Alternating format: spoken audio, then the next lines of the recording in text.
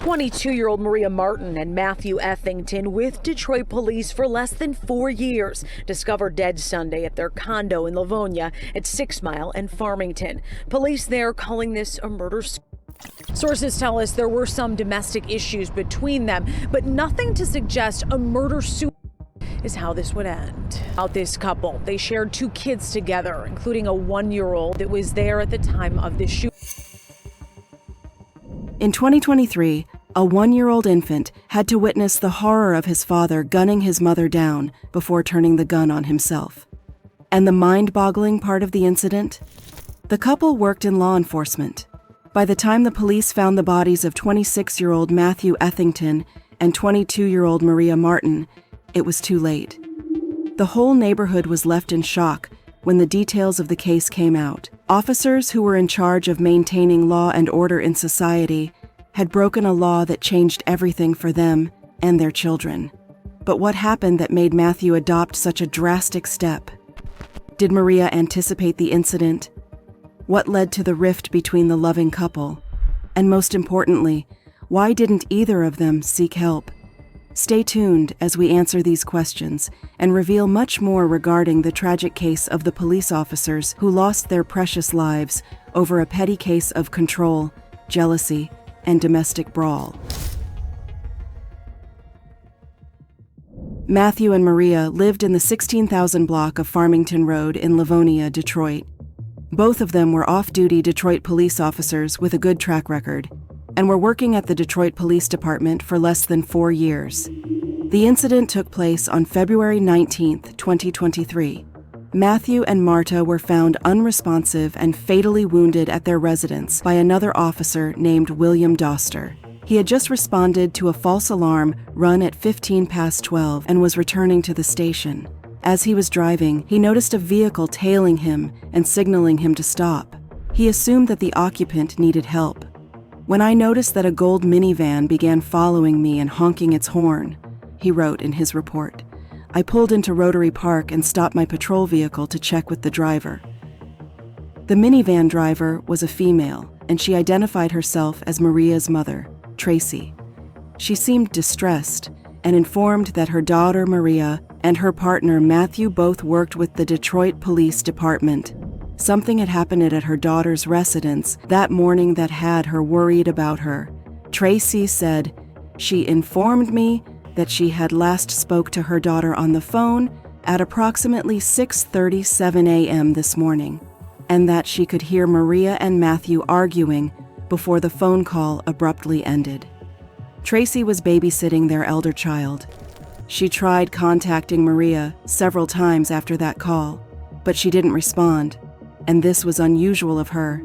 She also informed the officer that the couple's 1-year-old child was with their parents and likely in danger. Our officers was on patrol and was contacted, flagged down by a family member about the address behind us here, and they wanted a well-being check on the residents at the house. Officer Doster received a garage door opener from her and was able to enter Maria's house. He noticed that the pedestrian door into the house was closed but unlocked. As they moved toward the stairs, they came across a gruesome view. When our officers entered, they discovered 2 people that were deceased. In the room's southeast corner lay the stairwell that curved up, and on the top of the stairs was Matthew's deceased body. Officer Doster found a bullet wound on the side of his head. Upon searching further, he located Maria's deceased body in the northwest corner next to a couch in the living room. Doster looked for weapons and immediately found them. He retrieved a black handgun lying at Matthew's feet, with multiple shell casings scattered throughout the living room. He retrieved another holstered handgun near the front door. The police team was already at their house at this point. Doster could hear a baby crying, and the sound was coming from upstairs.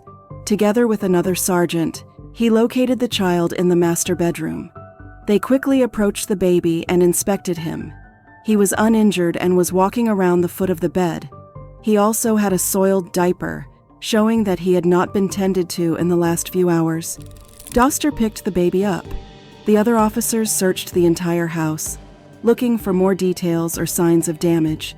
Doster carried the baby outside and handed him over to his grandmother, Tracy, As the officers began investigating the case, Maria's close family, friends, and neighbors had only one question. Why did Matthew take such a drastic step? How did the seemingly happy and unbothered couple end up in this situation? Were there others involved? They held their breaths and waited for the investigation to uncover the truth. During the initial investigation, the officers didn't disclose the identity of the deceased and wanted everyone to respect their privacy. Senseless tragedy.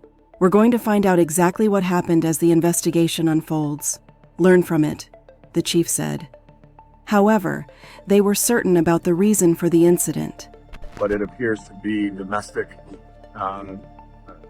It looks like preliminarily murder-suicide. And that's where we are right now. Upon inspection, investigators found multiple bullet wounds in Maria's body. Matthew had only one wound in his head, which was confirmed to be self-inflicted. Officers couldn't confirm when the incident took place, but it's speculated that it happened right after Maria hung up on her mother's call abruptly in the morning. Detroit Police Chief James White expressed his grief, but he mentioned that they never had any record that could have foreshadowed the outcome. They worked with both officers, and it was a loss beyond imagination for every member of the department. I have our chaplains here, we'll have our peer support team here, but none of that can really take some of the heartbreak away from what our officers are dealing with. The officers were performing well at work and had a fairly clean record. They scoured every document that we have involving the officers, and nothing jumps out at you at all. Model officers, no issues. According to him, they had a supervisor's exam coming up in a month, and both officers were preparing for it. And then the incident took place, which left the whole precinct in shock. But what was the reason behind this tragedy? The couple was going through a rough patch. Their ongoing domestic disputes continued for a long time behind closed doors, but no one had knowledge of it, so no one saw this coming. Sources tell Fox 2 there was a recent breakup and some fallout after that, but this was unexpected, to say the least. Reportedly, Maria and Matthew met at work. Both were dedicated individuals with a steady career, and they were attracted to each other. Soon, they began dating. Things were moving smoothly for them, and they started to live together. The couple then had 2 kids. Maria's life began revolving around her children. Apart from being a great officer, she was also a dedicated mother who would do anything to make her children smile. But suddenly, things began to go downhill for the couple. They had issues that they couldn't sort out. Maria tried her best to solve the problems, but after a point, things kept getting worse, and she had to stop trying. According to sources, stressed by the deterioration of the relationship, Maria was preparing to break up with Matthew, and she informed him about her decision. She even had the plan to co-parent with him so that their children wouldn't be affected by their separation. But he didn't agree. He also wouldn't let her break up with him. Maria felt trapped and wanted a way out. She was close to her sister, but despite the fact she didn't discuss her difficulties with anyone, it's speculated that Matthew was getting possessive of her.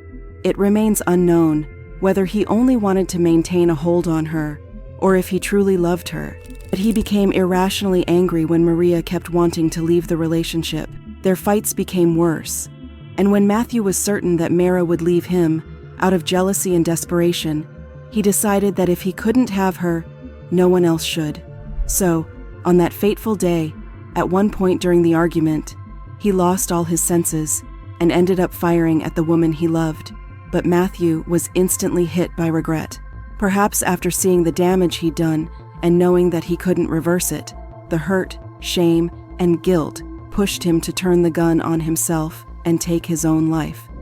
During an interview, Chief White reminded everyone that despite being hailed as heroes, police officers are also normal people with normal lives and can require assistance with tricky issues such as domestic abuse. Police officers are regular people and they have problems and they have, they need help like anyone else. And this situation highlights that. He pointed out that this put the couple's children in a vulnerable situation.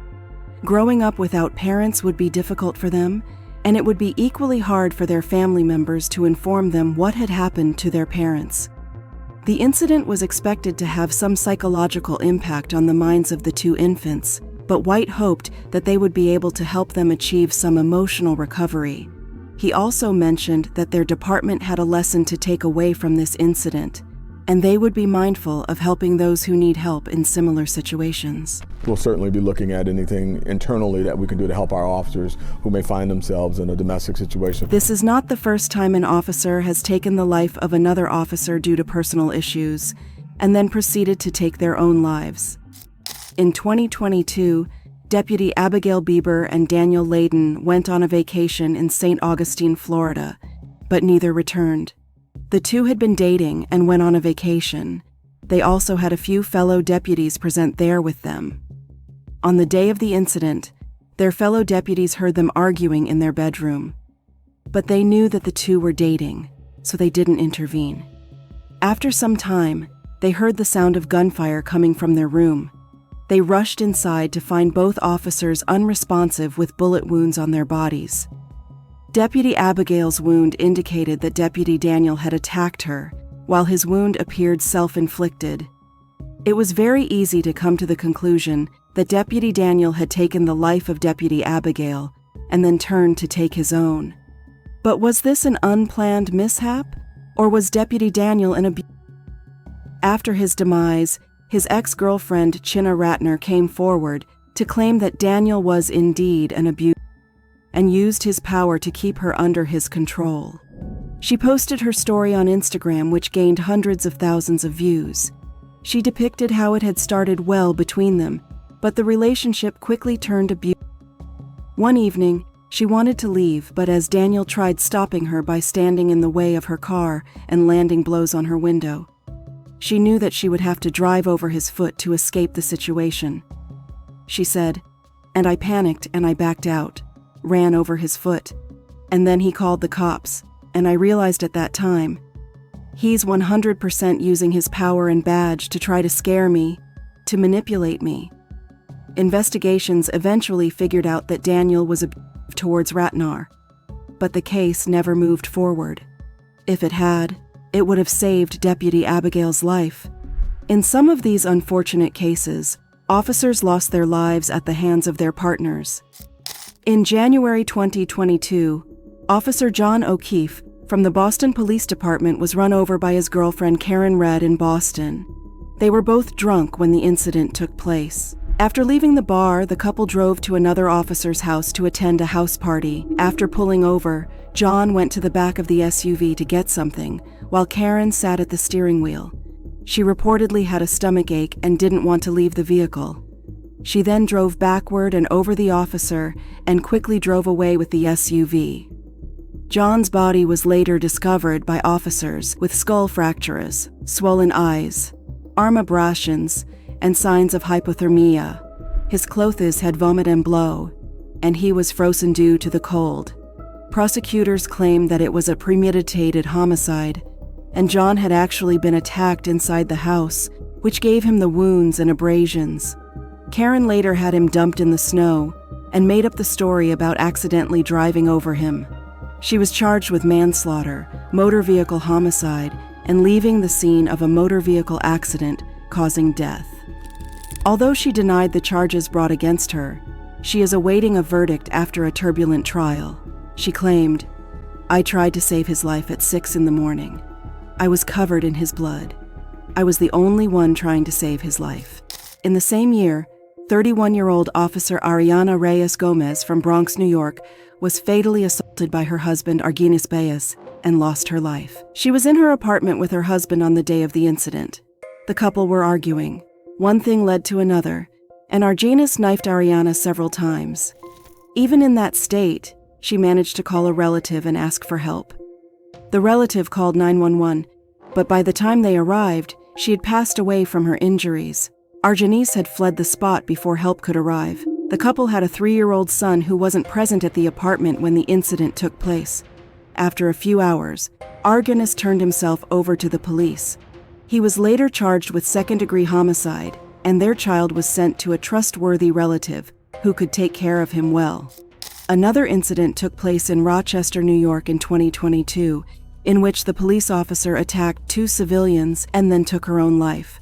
Greece Police Department officer Tiffany Gatson fired at 2 women and then turned the gun on herself. One of the women was identified as 27-year-old Angeli Solis. The off-duty officer Tiffany was arguing with Angeli and the other woman at a home in Rochester. As the matter escalated, Tiffany pulled out her 9mm gun and fired at the other ladies. And then she fired at herself. Officers soon arrived at the location and found all 3 women severely wounded.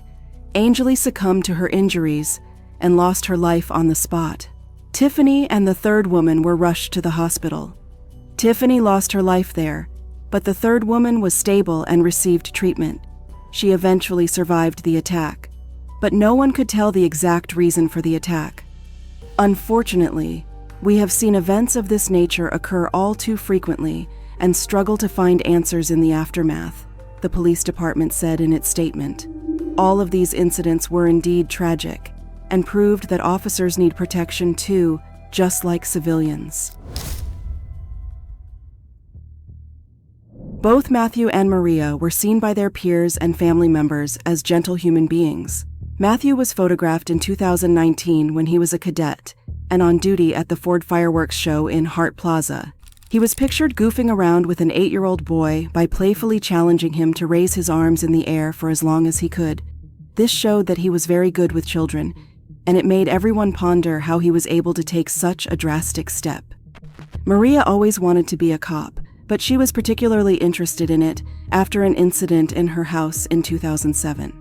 Goons had broken into their house to loot it, and in the process, left her father severely injured. Maria had grown a strong dislike for criminal activities and had taken a vow to become an officer and bring a change to society. She really wanted to become a cop to make a difference in the world, Tracy Martin said. She wanted to be a cop even more after her dad was paralyzed from someone breaking in and invading our home. She worked at the 5th Precinct on Detroit's East Side, and that was also the place where she grew up. Even her colleagues remembered her as a dedicated mother and police officer. According to them, she never did things halfway. She wanted to make the world a better place with her service. Maria's supervisor, late Andre Walker, said that she was the kind of mother who would do anything to make her children happy. She always spoke about her kids, Walker said. The little ones were always on her mind. But how dedicated was she as an officer? Her supervisor said that she never hesitated to put herself in danger to ensure justice was served. He recalled an incident in 2020 in which a man fired at the 5th Precinct. Maria stepped in and took charge of the situation. They engaged in a gun battle, and Maria and his partner fought him until subduing the threat. Her and her partner actually went after this guy, Walker said. That's part of the reason he didn't get away. She didn't hesitate. She jumped right in and did what she had to do. I was very impressed by that, especially with her being a new officer. After the incident, Maria's sister Aujanea Martin started a GoFundMe campaign in honor of her deceased sister and to pay for her funeral. She managed to raise approximately $5,000. Her pain is evident in the campaign description, where she wrote that her sister never spoke about the domestic abuse she was enduring, and she blamed Matthew for taking her sister away from her. She mentioned how her sister had missed a big milestone in her life. I passed my driver test yesterday. My sister was so happy for me now she gone. It's heartbreaking to see that her sister might never be there for the other big achievements and milestones in her life. She said that she would miss her and understood the importance of her children, knowing what an amazing person she had been. I will make sure your kids know their mom was in Superhero. I love you. I will never forget you. Maria's mother, Tracy, also mentioned that she didn't know that her daughter was a victim of domestic violence. She believed that the outcome could have been different if she'd only dared to open up about it with her dear ones. And now, their family was facing irreparable damages. Tracy understood the value of speaking up in these cases, and she urged other victims to raise their voices if they were being subjected to abuse. I'm not mad, but when people know things about people, I wish people would come out into the open, she said. It might save someone. You never know. She remembered Maria as a gentle soul who valued family bonds. The Martin family was big, with 11 siblings, 23 nieces and nephews, and 19 aunts and uncles. Tracy said that Maria kept in contact with all of them. She also valued friendship and had a group of close friends. She was involved in everyone's life, she said. Every day she made time to check on everybody, even if it wasn't nothing but a text. This did not just impact us. She was loved by friends. Detroit firefighters, hospital workers, and gas station clerks also paid their condolences and respect to Maria. They knew her closely and acknowledged how dedicated she was to ensuring their safety. Detroit had surely lost a gem. To honor Maria, 2 of her siblings decided to enroll in a police academy. They wished to continue her legacy, fight crimes, and bring justice to more victims. The internet also witnessed varying shades of reactions to the untimely demise of this brilliant officer. Some internet users believed that she could have gotten help, while some were shocked by the tragic end. A user said on YouTube, "Please don't love me to death. Love me to life. Father, give me a spouse that can't live without you. This is tragic." Another user stressed that when someone wants to leave a relationship, it's better not to hold them back. What in the actual world? This is awful. He took away both parents from their children. When someone wants to leave, let them leave in peace. I send my condolences to her family, friends, and fellow co-workers. He went out like a true coward. Another user, who had also been a victim of abuse, mentioned how it's important to leave an abusive relationship without provoking the abuse. I'm a survivor of the murder triangle. When you break up with a person who you know has been abused, please move away in silence quickly because they can't handle the fact that you are not in love with them anymore. But why do victims of abuse find it so difficult to walk away from their abuse? Experts say that psychology is at play here. It often takes somebody 7 to 10 times to leave before they are able to successfully leave their abuse. Sometimes the victims don't want to tarnish the family's reputation and remain quiet. Sometimes they believe that they are strong enough to handle it alone. Sometimes they just brush it under the rug, hoping that things will get better someday. They get so accustomed to the abuse and brawls that they grow a thick skin against it. Experts also believe that abuse can become deadly if they feel like they're losing control over their victims. And as we've seen in many cases, leaving is often the most dangerous time for a survivor and her family to leave an abuse. The National Coalition Against Domestic Violence, or NCODV, has listed 2 more major reasons. Victims can't move away from their abusers. Unsupportive friends and family, and knowledge of the difficulties of single parenting and reduced financial circumstances. While Maria was already planning to depart the relationship, she hadn't anticipated that Matthew would turn deadly. Even after the fights and abuse, she never thought he would cross that line because they shared a past with sweet memories. But her faith in her pushed her to a painful ending. Maria had a life full of adventures ahead of her, but it was cut short by the person she trusted the most. Her story is a wake-up call for all victims of domestic violence out there. It's also a reminder that a split second during an argument with a violent partner can end up taking your life. So, if you're going through the same situation, don't forget to ask for help today. So, what did you think of this case? Do you think this incident could have been prevented? Have any of your dear ones been through a similar situation and have overcome it? Let us know in the comments below. Thanks for watching the video. Don't forget to like the video and subscribe to our channel.